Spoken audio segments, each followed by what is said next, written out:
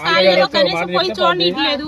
అసలు దానికి సంబంధించిన వాళ్ళు ఎంతవరకు కలెక్టర్ గారు వస్తారన్నారు, మరి బట్టి గారు వస్తానన్నారు, మరి అసలు ఎవరు వచ్చినట్టు లేదు. ఈ పగలగొట్టి కనీసం కింద ఉన్నాయన్నది ఇస్తే మరి లేకపోతే అలా ముందు మందు గుడ్డి ఇవ్వండి, ఏడాది చచ్చిపోతాం.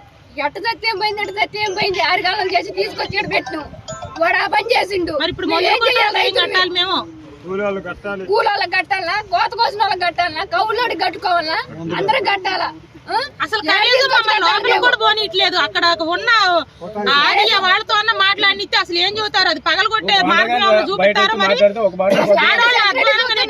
బయటికి మరి ఒక్కరికెళ్ళని మాట్లాడుతున్నారా? ఆయనకైతే 100 మంది ఉన్నారు సెక్యూరిటీ కోసం, మన కోసం ఒక్కళ్ళని ఉన్నారా? కనీసం గేట్ కాడి కూడా పోనీయట్లేదు. ఇచ్చేతే అనుకోవచ్చు, గేట్ కాడి వెనక నడుతుంటే కనీసం రైతుగా మాత్రం ఉండదండి. రైతులు పట్టించుకునే పని లేదా ఎవరైనా? 35 బోరేలు ఉన్నాయండి.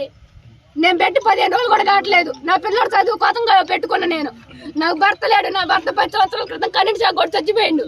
నాకు ఒక పిల్లోడు.